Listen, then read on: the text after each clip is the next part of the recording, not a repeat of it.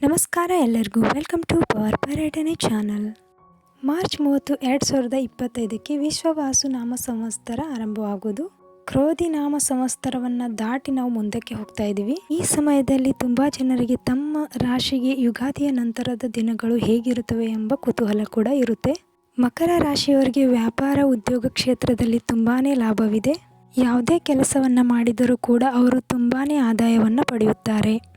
ಹೀಗಾಗಿ ಯುಗಾದಿಯ ನಂತರ ನಿಮ್ಮ ಜೀವನ ತುಂಬಾ ಅತ್ಯದ್ಭುತವಾಗಿರುತ್ತದೆ. ಆರ್ಥಿಕ ಶಕ್ತಿ ಕೂಡ ತುಂಬಾ ಇಂಪ್ರೂವ್ ಆಗುತ್ತೆ. ಶನಿಯು ನಿಮಗೆ ತುಂಬಾ ಉತ್ತಮವಾದಂಥ ಫಲವನ್ನು ನೀಡುತ್ತಾನಂತೆ. ನಿಮ್ಮ ಮನೆಯಲ್ಲಿ ಸಂಪತ್ತು ನೆಲೆಸುವುದು ಮತ್ತು ನಿಮ್ಮ ಪ್ರತಿ ಕೆಲಸಗಳು ಕೂಡ ಸಕ್ಸಸ್ ಆಗುವುದಂತೆ. ಹಾಗೆಯೇ ನಿಮ್ಮ ಕೌಟುಂಬಿಕ ಜೀವನದಲ್ಲಿ ಪ್ರೀತಿ ಹೆಚ್ಚಾಗಲಿದೆ.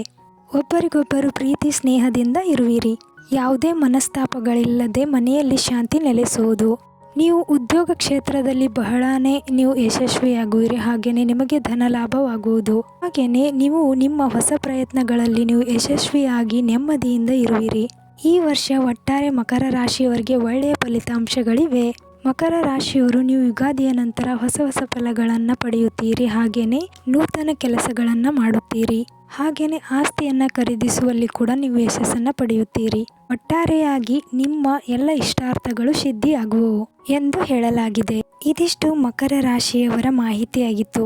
ಈ ಮಾಹಿತಿ ನಿಮಗೆ ಇಷ್ಟವಾದಲ್ಲಿ ನಮ್ಮ ಚಾನಲ್ನ ಸಬ್ಸ್ಕ್ರೈಬ್ ಮಾಡಿ, ಲೈಕ್ ಮಾಡಿ, ಶೇರ್ ಮಾಡಿ, ಕಮೆಂಟ್ ಮಾಡಿ. ಧನ್ಯವಾದಗಳು.